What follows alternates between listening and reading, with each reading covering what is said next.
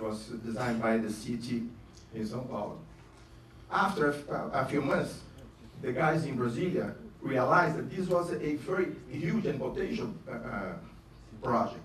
So it was elevated to the Brazilian level, to the national level, to a national project.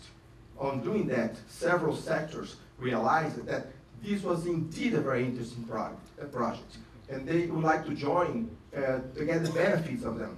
For example, insurance companies. They said, guys, this system is going to be a wonderful system. I want to buy the data from you to help me track my insured cars. The transportation company said, I would like to buy the data also to track my trucks over their predefined routes.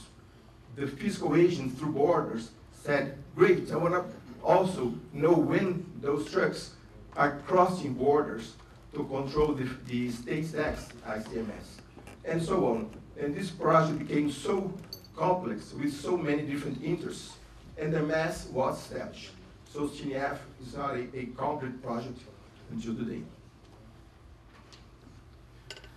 On the other way, we have some nice initiatives on retail. MIMOF and Billabong are two very interesting examples. Both implemented the concept of smart store in the retail. They have a full operation in a small store working with RFID-enabled process. How do they do? They said, guys, if the supply chain is not ready, let me tag those items before they reach me.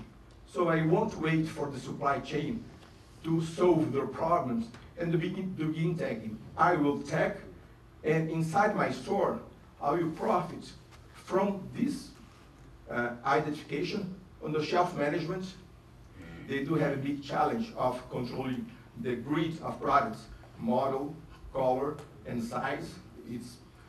We always have the product that the customer doesn't want. They will control sales, faster sales process, sales support on finding the proper item with RFID, a better customer experience where the customer will find displays and mirrors and shelves RFID enabled to help them and to give them information.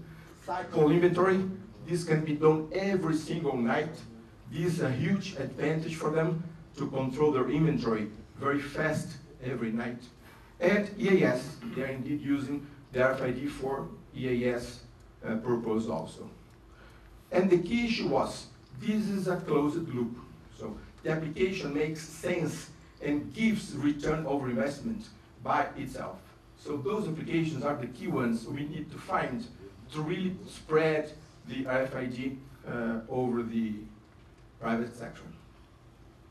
Another interesting example is a livestock farm.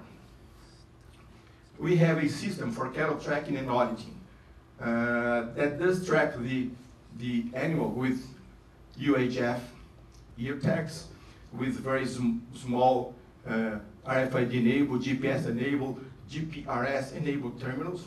And the idea is to track the cattle over its whole life, from breeding, rebreeding, fattening, meat processing, until reaching the consumer. All transactions are read by the terminal and posted on the internet. So every part of the supply chain, every member can access the information with the traditional concept of the big supply chain. And this was also not working, of course, because of the same problems. How we could break this? We could break this with two different approaches. First, the banks. The bank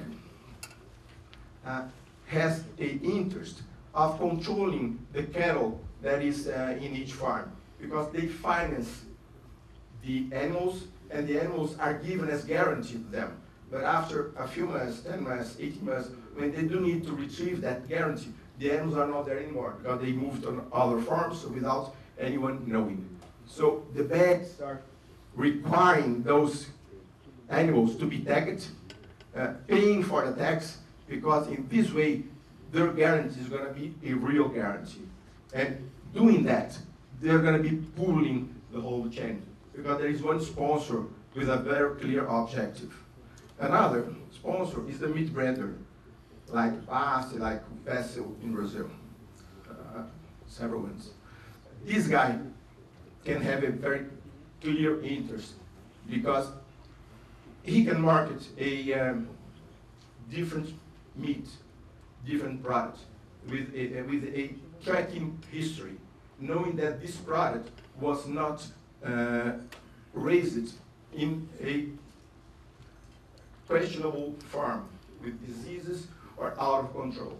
So this guy has a clear goal of pulling this tracking from the whole chain.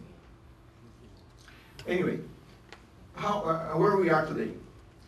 In the traditional curve of new technology adoption, high technology adoption, we are really, the RFID technology is really trying to cross in the chasm. And this is a really difficult and critical point, because either you have enough critical mass to cross it and begin the rollouts and earn money for everybody, for the suppliers and for the society, or you fall down. And the technology is never absorbed by the whole community. We are here. We have several pilots, as you saw, but we have no major rollouts. I was last week in a enormous oil company in Brazil. The guy is struggling for several months with a $5.70 tag landed in Brazil with all taxes. And the guy is saying that he cannot address all his problems because the tax is too costly. He needs to cut down $1.5. And he's forgetting that his company is paying $900 per container that doesn't arrive in the proper time. And they're paying this every single day. And why the guy is so afraid of that? Because he's not confident that the technology is mature enough to be adopted. And after, he's going to optimize the tech cost. Anyway, our mission is, we have to still have a missionary effort trying to move this technology to society. And this is our big effort to cross the channel. The last point is the tag. We can design a system in a very proper way, in a very adequate way, with all care and research. But if we don't have the proper tag, we don't do anything. The tag is the beginning of the identification, as a more general statement, is the beginning of every automation project when we do with the automated data identification. So for several different products do require very specific tags. If they are not there, nothing happens.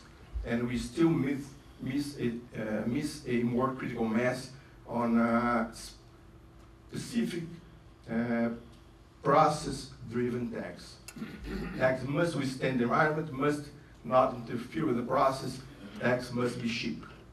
This is indeed a blocking issue.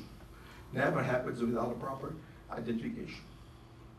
In the summary, we have standards, the basic standards are in place, equipments are available and supported in Brazil, technical and process knowledge are available for several players and suppliers in Brazil. Pilots installed in every market and application.